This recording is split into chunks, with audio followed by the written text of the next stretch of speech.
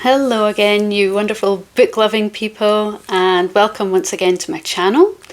If you're new here, my name is Leanne, and I'm on a journey to broaden out my reading styles and genres, and taking new things as much as possible and different recommendations from a variety of sources.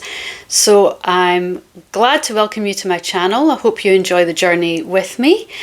Okay, so let's get straight to it. So this week I have read 3 books, not quite within a week, but cumulatively. So the first one that I read was Wild Dark Shore by Charlotte Mcconaghy. This was a recommendation, I think, from, where was it from? I think it was a booktuber that had mentioned it somewhere. But if I had seen this in a bookshop, I don't think I would have picked it up. It's not particularly my style. The cover doesn't draw me in for the type of thing that I usually read. I'm very much romance, historical romance and light fantasy sort of a girl. So this sort of thing is well out with my comfort zone. But given the recommendation from this person, I thought I'll give that a shot. So this is about a research station near Antarctica, on a small island near Antarctica, and it's a lone family that appears to have been left there in order to deal with a seed bank that's structured down there, and they have to look after the seeds and the surrounding environs. And the story is centred on a woman that is washed ashore, barely alive once she's washed ashore, given the nature of where they are and the stormy seas that are very tumultuous and deeply aggressive. So she only just survives, and it's the story of how she is cared for by this family, but then within the story is a mystery that unfolds very gradually.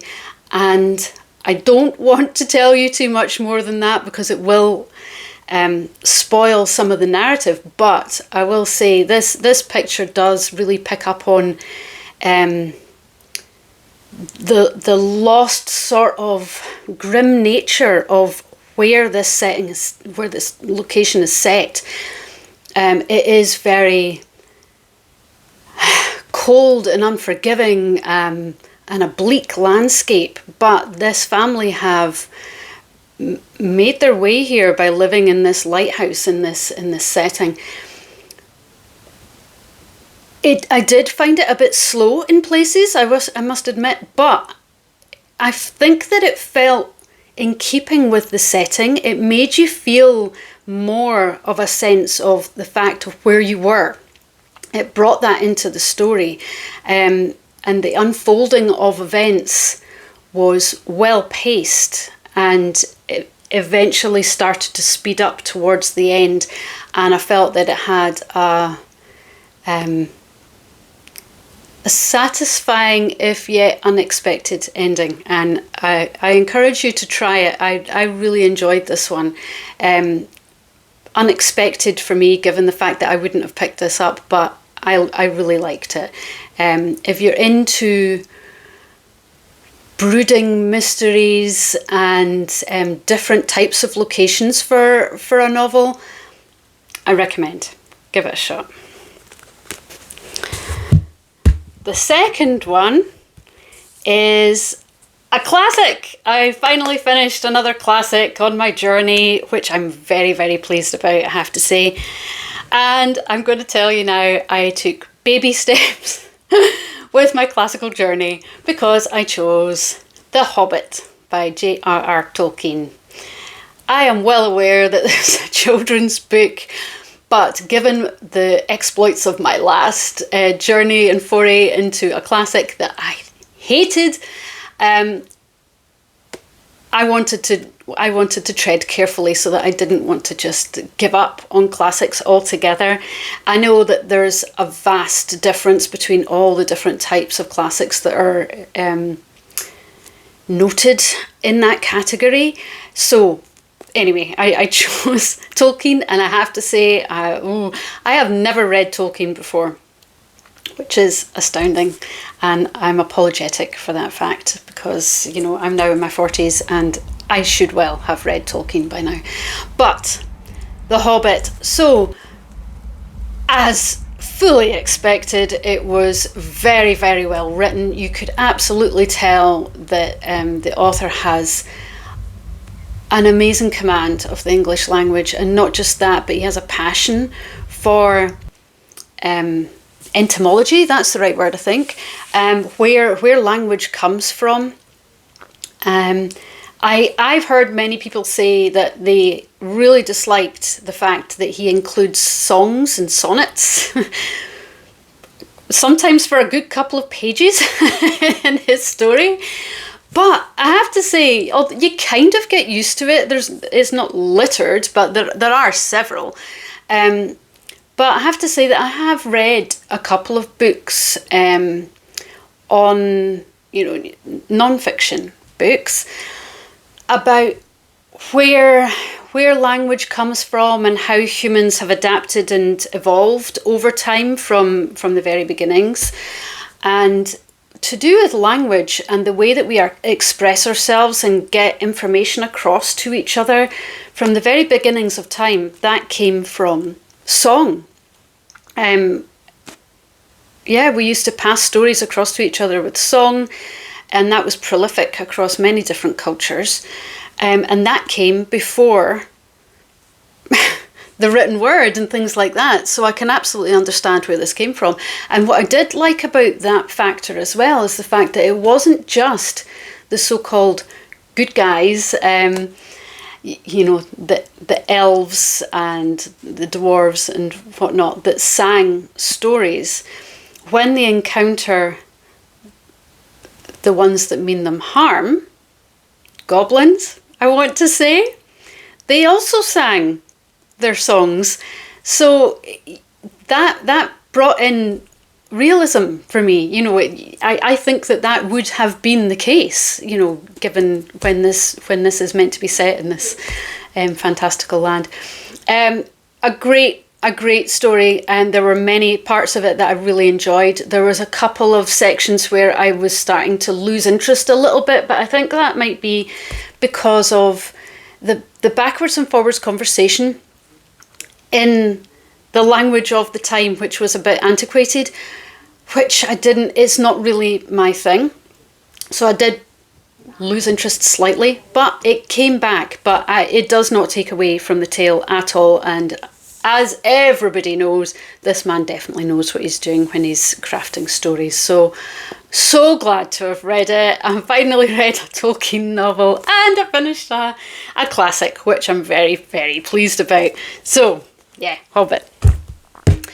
And my final book that I read, now this I found when I was in an independent bookshop looking for something else, as tends to be the case. You go in for one and you come out with four or whatever.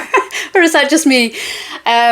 So I was standing in a particular section and just glanced around, and this one was on a table facing upwards, and I have to say, a cover draws the eye, and whoever said that you shouldn't judge a book by its cover, what a load of nonsense. I think everybody does that, otherwise you wouldn't be drawn to books. If they all looked the same and they all just had a plain cover, it would be so dull. And everybody has their own decoration in the way that they love things. But anyway, so the book that I found was Our Infinite Fates by Laura Stephen, which also has crazy sprayed edges. And I don't know if you can see that, but it says, "Until we meet again," with starbursts and things. Now, it doesn't matter how old you are, when I see things like that, I'm like, oh, how pretty. So yes, this drew my eye. And as soon as I read the blurb, I thought, yeah, I'm going to have to give that a go. So this story is about two fated lovers in the whole Romeo and Juliet type of fashion who meet repeatedly again and again throughout their reincarnated lives. And they are fated to kill each other before they reach a certain point in their age. So I think before they get to their 18th birthdays or something like that, they end up killing each other, but we don't know why. So this is the mystery that comes through as the story is told. You're drip-fed information about why this might be happening. One of the things I loved that Laura did was she must have done so much research, because these snippets of their lives were not just in one place. You know, these stories were scattered amongst not just time, but place as well. So it's across the globe. And you really did get a sense for where each one was taking place and who these two individuals were in each lifetime. Although they were different characters in a way in each lifetime, you know, they inhabited different bodies and different personalities, you could still feel that underlying sameness of who the true characters were. So you're drip fed this information, and as the story moves along, you get to eventually start to find out why this is happening. I read that somebody was really upset about the fact that, you know, half of this might not have happened had the characters had an honest, open, communicative relationship. But although I somewhat agree with that, I think there's definite reasons why you would choose to keep quiet for a period of time, given the information that you know that the other person doesn't know, and how much you care and love for that person. Would you withhold information, or would you be completely honest? I think that's an individualistic thing, you know. So I understood why the male character in that timeline deliberately kept information from the female protagonist. But absolutely loved it. I loved its scope. I loved its the ingenuity of the idea. I loved the ending, and left feeling satisfied with a smile on my face at the end of this one. And I could not be happier that I picked this up at random in the shop and gave it a shot. So yeah, if you're into romance and mystery and something just a little bit different, absolutely give this a shot, because it leaves you with all the feels in so many different ways. It's just intriguing, and the concepts that she wove into it were right up my street. I absolutely loved it, and it was unexpected. So give this one a shot, Our Infinite Fates. So thank you if you're still here. Thank you for sticking with me till the end. I've actually loved these books, and I'm so grateful to be back on this reading horse again. Thank you for sticking with me, and hopefully I'll catch you again sometime soon. Thanks again. I'll see you later.